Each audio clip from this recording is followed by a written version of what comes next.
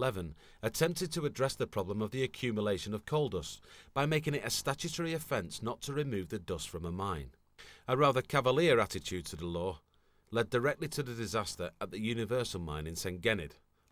3 years after the Pretoria disaster, another explosion occurred at the Universal Colliery at St Gened in Wales, with a death toll of 439, and this was the largest single disaster in the annals of British coal mining.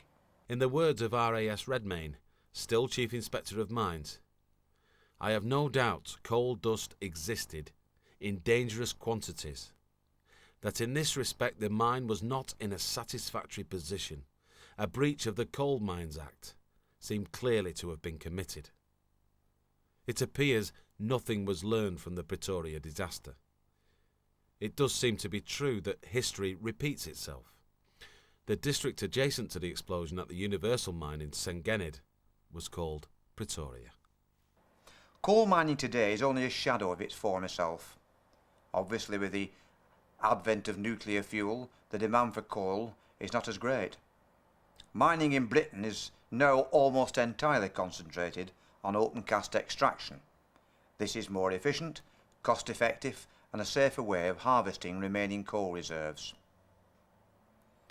Whenever I look at the various accounts of the Pretoria disaster, one constant theme keeps repeating itself: worker solidarity and community spirit.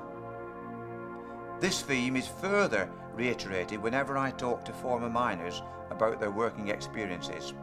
Now, by solidarity I mean a bond of mutual friendship and trust, forged by those facing the same potential dangers every working day. And this bond of solidarity crossed all status lines within the mining hierarchy. From the youngest boy labourer to colliery management, all were potential victims of gas, flooding and explosion.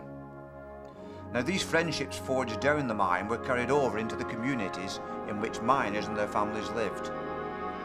This was emphasised in a strong community spirit, to which all subscribed and to which all could relate.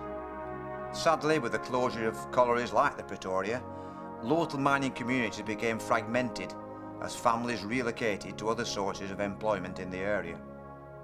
Now, during my research into the Pretoria disaster, I was fortunate to be able to interview one of the former engineers at Pretoria, a Mr. Ralph Barton, who sadly died some years ago, and he worked there until its closure in 1934. I gained a valuable insight into the day-to-day working at the colliery, together with Ralph's own personal testimony and his views on the explosion. In many ways, this interview provided the catalyst for my further research. As far as the industry is concerned, and as far as coal is concerned, there are rich seams of coal, especially under the Lancashire coalfield and all over the country. There are rich seams of coal. My thoughts on coal is it's coming to pass that we've got millions of tonnes of coal underground. Whilst we've still got the expertise, I believe we should be opening mines. That coal could be used for many, many things. And we have the coal, so why not get it? British mining, people have got to ask themselves a question that we have become, through political motives, whatever those motives were meant to create, we have become a nation dependent on energy from outside sources when we live upon 300 to 400 years of natural energy. Other countries around the world use that energy to dig the coal out. There are ways to burn it cleanly, where carbon emissions are kept at a minimum. The clean burned coal nowadays.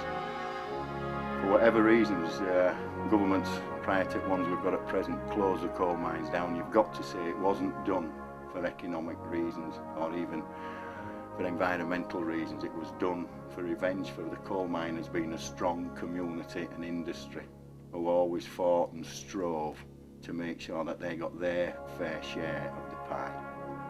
And perhaps political revenge wrecked our energy industry, but we do now rely on outside sources. The people around the world can switch off our energy. Is that a good thing? There are some people who believe that disasters and other tragedies are too emotive and personal to be the subject of debate, scrutiny and analysis, and as such they are best consigned to history.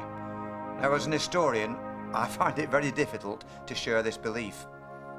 I firmly believe that it is only by revisiting past events that one is able to fully understand the lessons of history and move forward with confidence.